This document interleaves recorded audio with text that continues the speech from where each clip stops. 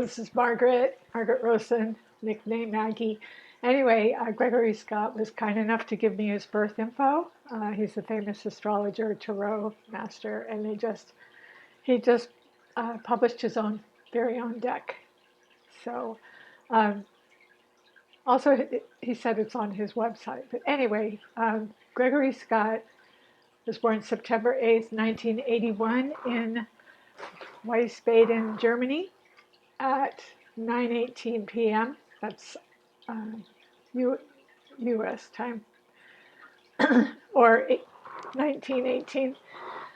So Gregory, on his site he says he's a triple Earth, and he is triple Earth. He's got the sun in Virgo. He's got Taurus ascendant and the moon in Capricorn. So he uses that Earth. He's very grounded and extremely well coordinated in business and detail, and extremely psychic too. So I'm going to kind of jump around. So first of all, yeah, he's triple Earth, moon in Cap, double Taurus. So he's got a whole stellium. I'm going to jump to a stellium in Libra in his sixth house of work. He has Venus there, so he's doing work that he loves actually. Venus is conjunct Pluto. Venus is 25 degrees, Pluto is 22 degrees, so he's able to see with depth and communicate with people through his intuition. Let me finish with the stellium, how it goes on and on. Yeah, so he's got Venus, Pluto, Jupiter, the good luck expansion planet, and his channel and everything just blew up, in a good way for him. He also has Saturn there and Mercury, all in the sixth house in Libra. So he's been truly blessed in his work. Truly, it's just expanded beyond all belief for him. So I'm very happy for him. But yeah, he uses his Venus Pluto to delve into people's psyche and their chart. He has enormous intuition. So Pluto's the ruler of Scorpio, so he uses his Pluto. Jupiter expands his work with people. Libra would be people, communicating with people. He loves helping people. Saturn makes him a master. It's also the co-ruler of Venus is also the ruler of Taurus and his ruler, so he's got it in Libra. So that makes it very powerful as well.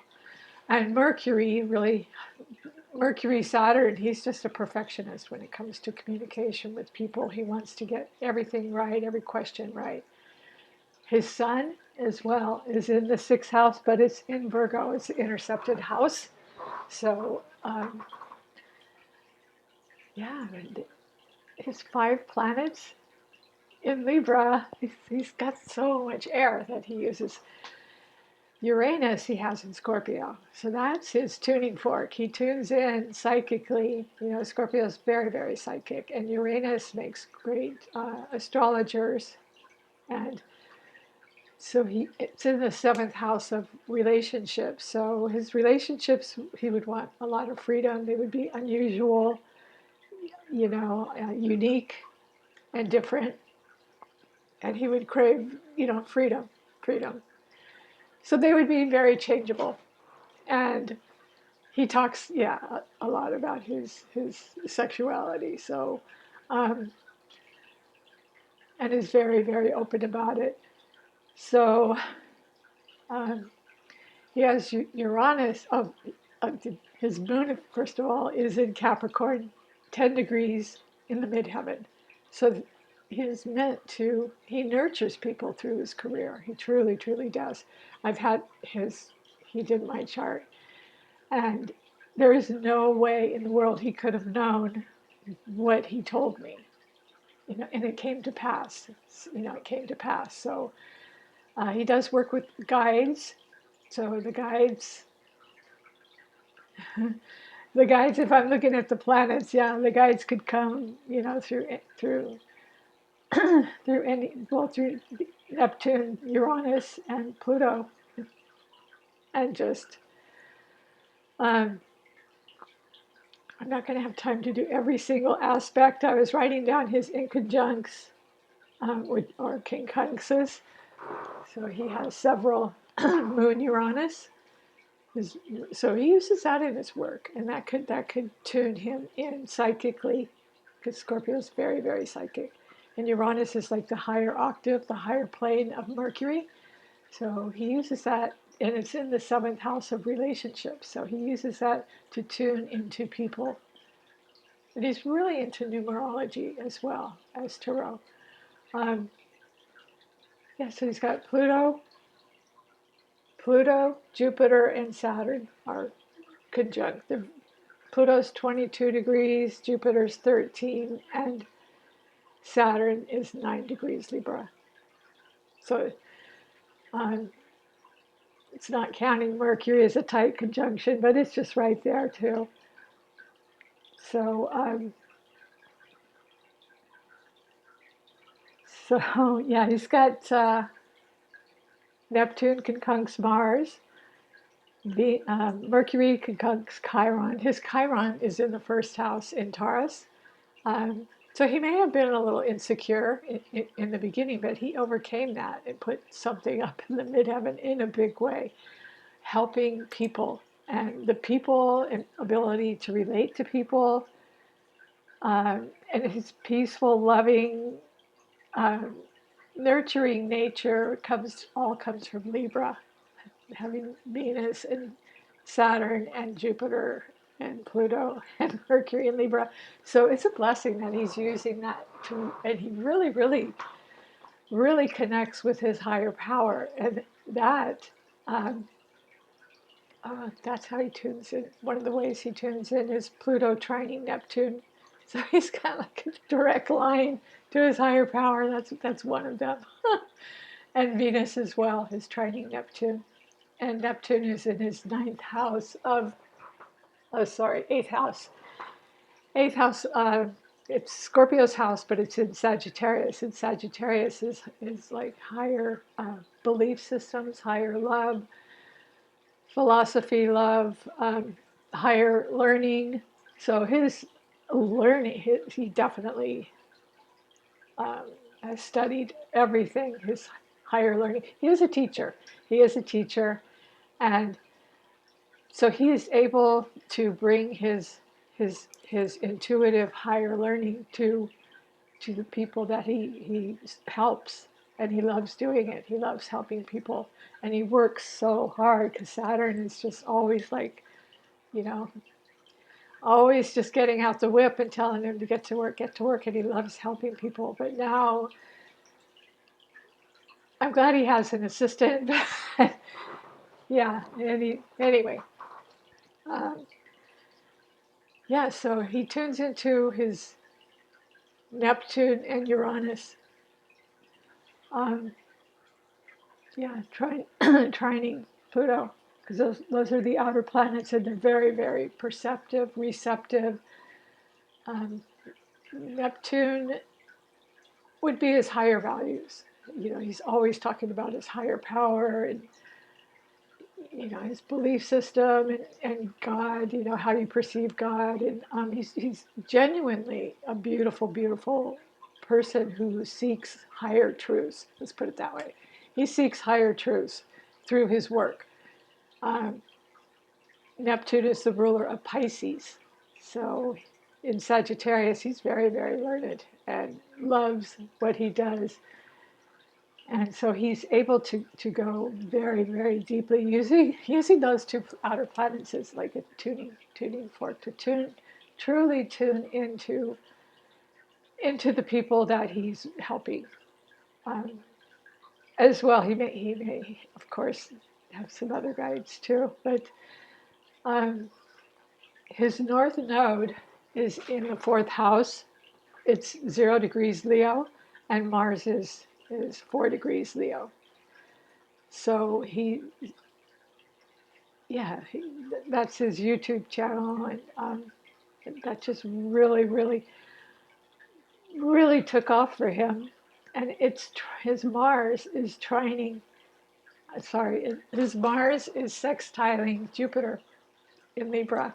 So it was brought to some publishers' attention just how popular he was and was able to publish. And Jupiter is publishing, learning, higher learning, good luck, expansion, good fortune. So he's had incredible good fortune, but as well as hard work. I mean, he works so hard just to do dailies and weeklies, and I don't know how he does it, but um, yeah. So anyway, he North Node being at 0 degrees Leo, he definitely made a mark with his personality. Um, Mars gave him ambition and drive. Um, his fourth house, you know, may have caused some problems in his fourth house, but you know he's trying to get that right. He did travel a lot. Um, Neptune is Neptune and Jupiter are also the ruler of Pisces, so he has that having it's in his eighth house. So yeah, he's traveled a lot, and there may have been some confusion too about his perhaps about his sexuality when he was younger. I'm just saying that because it's in his eighth house.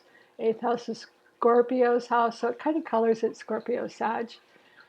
Um, yeah, so what else do we have here? Yeah, everything. I will post his chart. Every, yeah, I always feel intimidated when I'm doing a great astrologer's chart, especially him. Yeah, but he, um, words. So his elements, I just named them all. Predominantly, he's air. That's why I wanted to do his chart because I knew he was triple Earth. But I'm going, where does he get his intuition? Um, so he's got 5 planets in air in Libra. So definitely he has communication skills. Although Chiron in his first house in Taurus, he had to overcome his the wounded healer, you know, overcome some inner wounding that he had, and um, overcome some insecurity, maybe shyness, and put himself out there to help other people. And that's exactly what he did. And now, you know, he's using his Mars and North Node, and he's published all over the world, you know, on all social media everywhere, and now has his own deck. Um, just pretty amazing. You know, pretty amazing when I'm looking at his Chiron in the first house. Um, so all his heirs in Libra.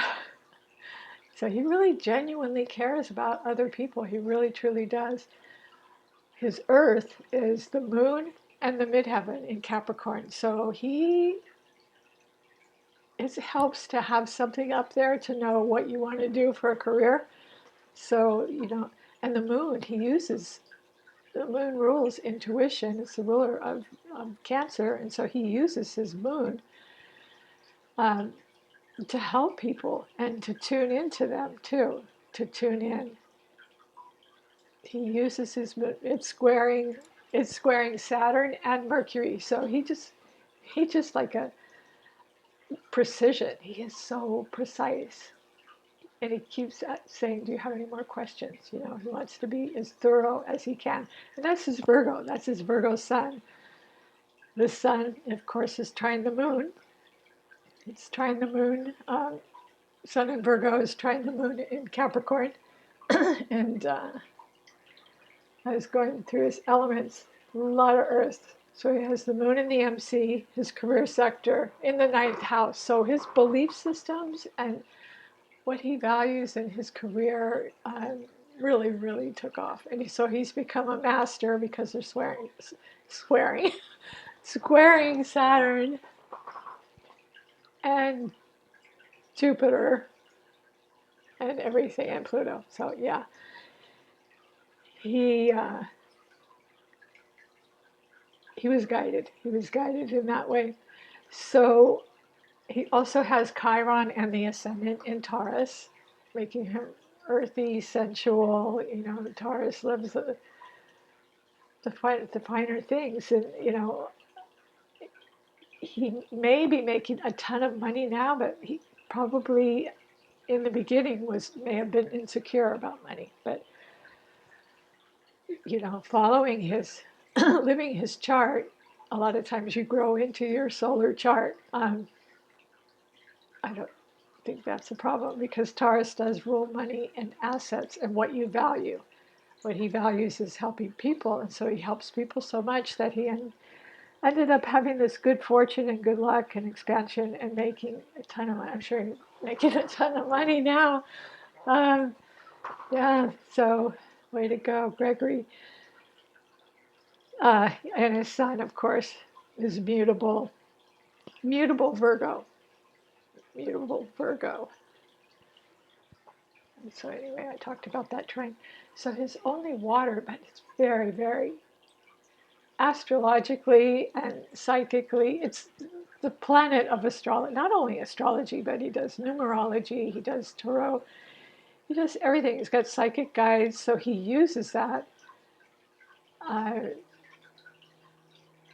he uses that to help people, and so it's in a water sign. It's in Scorpio, so he is able to perceive with depth um,